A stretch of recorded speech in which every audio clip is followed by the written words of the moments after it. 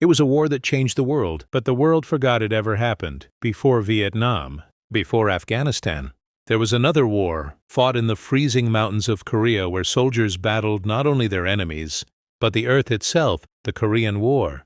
A war of fire and ice, a war that never truly ended. If you believe that the sacrifices of forgotten soldiers should never fade from history, subscribe to War Stories History and help us keep their voices alive. June 25, 1950. The dawn broke over the Korean peninsula, but instead of sunlight came the roar of artillery. Without warning, North Korean forces crossed the 38th parallel, a line that had divided the nation since the end of World War II. It was the moment the world was dragged into another bloody conflict, just 5 years after the last one had ended. When Japan surrendered in 1945, Korea was freed from 35 years of occupation. But freedom came at a cost. The peninsula was split in two, the Soviets in the north and the Americans in the south. What was meant to be temporary quickly became permanent. Two nations were born from one land, the Democratic People's Republic of Korea, led by Kim Il-sung, and the Republic of Korea, led by Syngman Rhee. Each side claimed to be the rightful government of all Korea, and soon words turned into weapons. Backed by Stalin and the Soviet Union, Kim Il-sung built an army of over 150,000 soldiers, armed with tanks, artillery, and Soviet training. At dawn, they launched a surprise invasion of the South. The attack was swift, brutal, unstoppable. Seoul fell within days. Civilians fled in terror. Families torn apart, homes burned, rivers choked with refugees. For many, it was the second war in a lifetime, and for the young men of America and its allies, it was the beginning of another nightmare. The United Nations, led by the United States, voted to defend South Korea. Within weeks, American troops landed on Korean soil. Most were still recovering from World War II, young, tired, and unprepared for what lay ahead. They called it a police action, but to the soldiers on the ground, it was war in every sense of the word. The North Koreans swept southward, pushing the outnumbered UN forces into a small pocket near the port of Pusan. It seemed like the end. For the first time since World War II, the fate of freedom in Asia hung by a thread. The heat was suffocating, the air thick with smoke and fear. Bodies lay across the roads, both friend and foe. Supplies ran thin, ammunition was scarce. Still, the men held the line.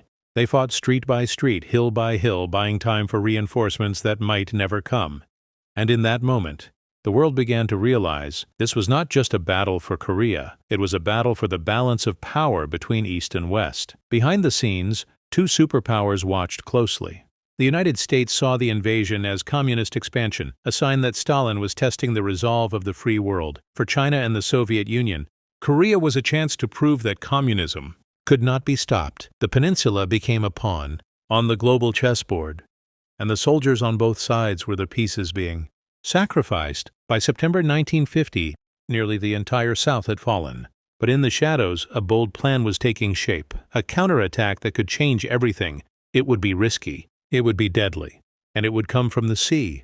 As the men at Pusan prepared for another day of fighting, no one knew that far away. General Douglas MacArthur was planning one of the most daring operations in military history, an amphibious landing at Inchon, deep behind enemy lines. The tide of war was about to turn, but the cost would be beyond imagination.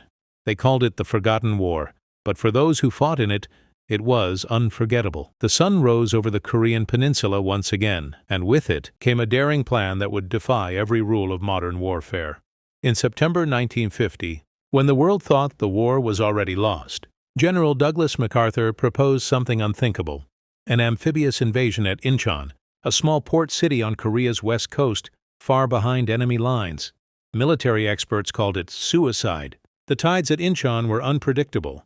The walls of the harbor towered high, and the narrow channels made navigation nearly impossible. But MacArthur believed that boldness was the only way to victory. He said, "The history of war proves that 9 out of 10 times an army has been destroyed because its commander has been too cautious." At the time, United Nations forces were trapped in the Pusan perimeter, a shrinking pocket under constant enemy assault. The men were exhausted, fighting day and night, running low on food, water, and ammunition. If Inchon failed, it would mean the end of the war, and the end of South Korea itself. But if it succeeded, it would cut off the North Korean army. Completely, MacArthur was betting everything on that single chance.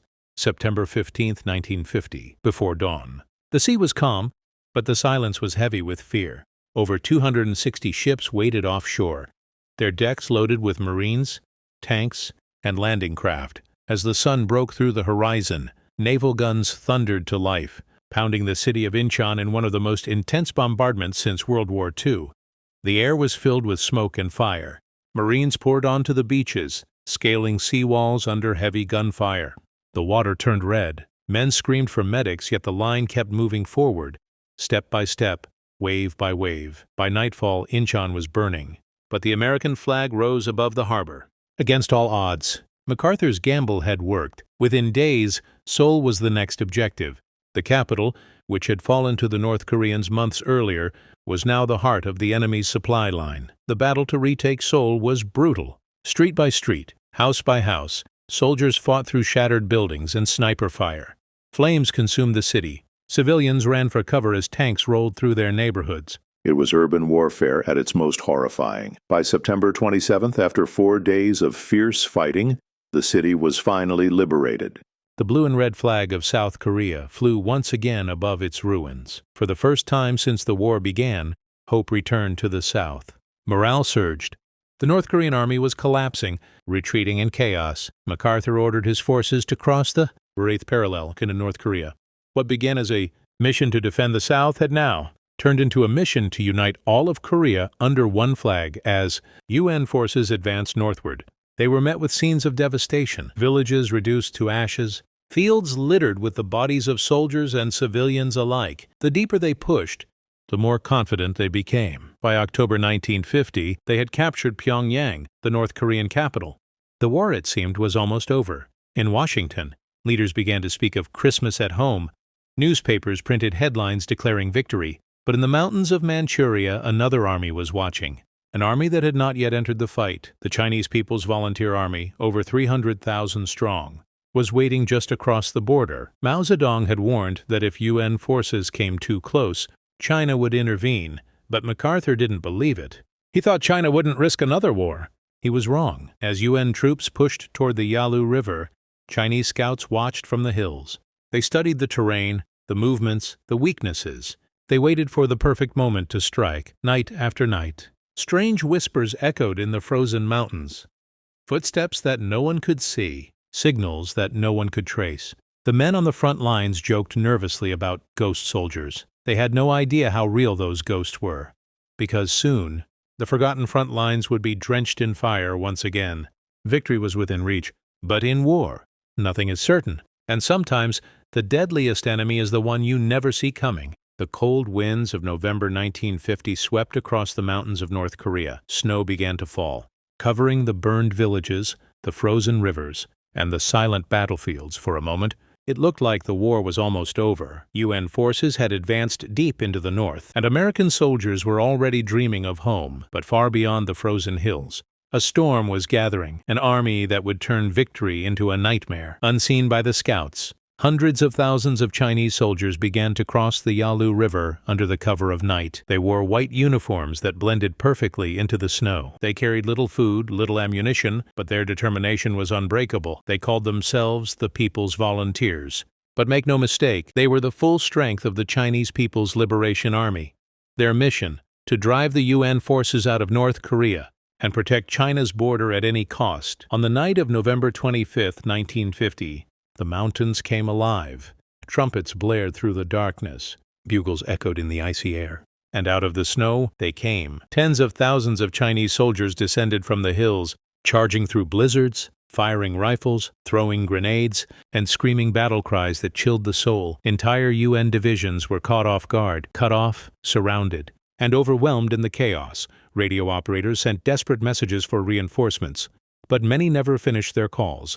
The sky was filled with fire. The valleys echoed with screams. It was not a battle. It was a collapse. In the east, near the Chosin Reservoir, the U.S. Marines found themselves surrounded by 120,000 Chinese troops.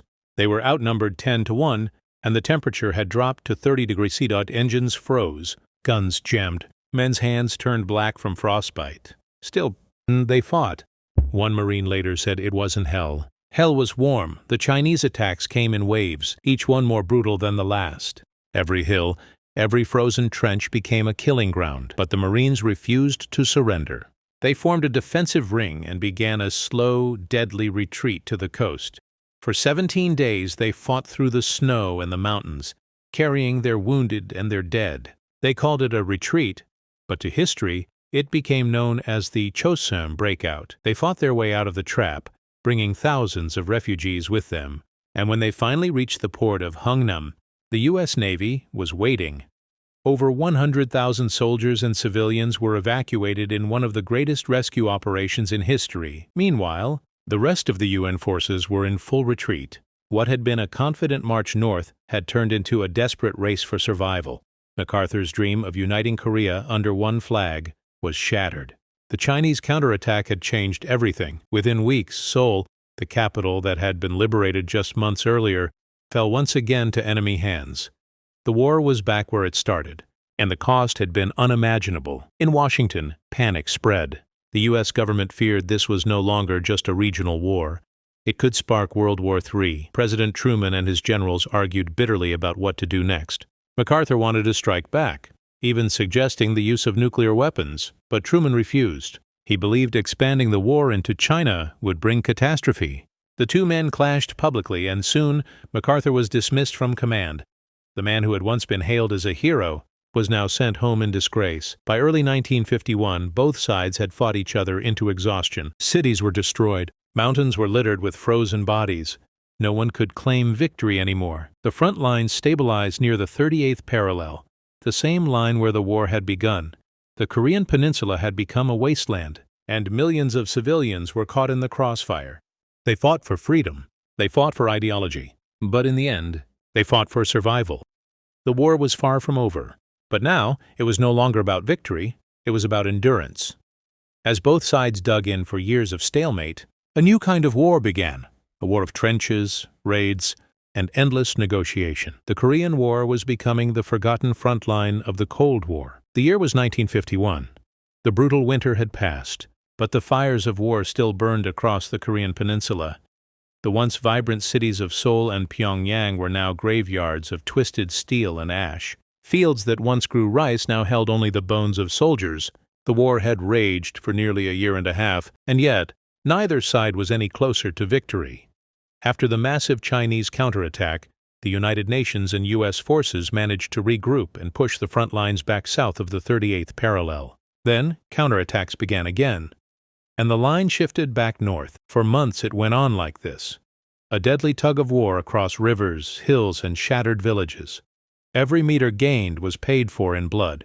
Every victory was temporary.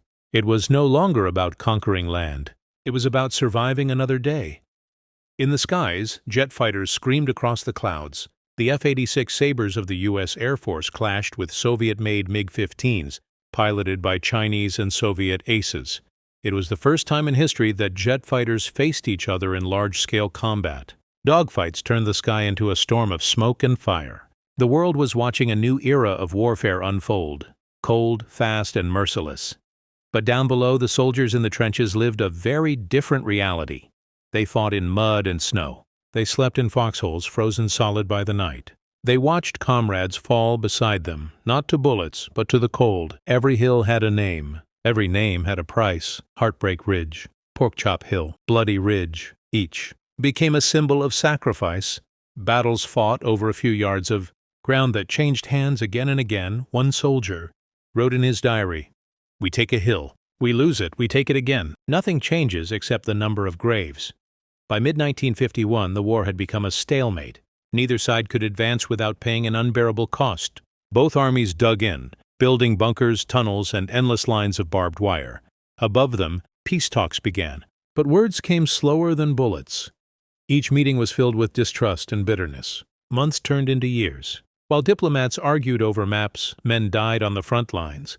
The Korean War had become a war of endurance, a test of how much suffering the world could bear. In the villages, the human cost was unimaginable. Families separated by the 38th parallel would never see each other again. Children wandered through ruins, searching for parents who would never return. Refugees flooded the countryside, millions displaced, hungry, and broken. For the soldiers, it was no different. They stopped asking, "When will it end?" and started asking, "Will I survive the night?" Finally, on July 27, 1953, after 3 long years of bloodshed, an armistice agreement was signed at Panmunjom. The fighting stopped. But peace never truly came.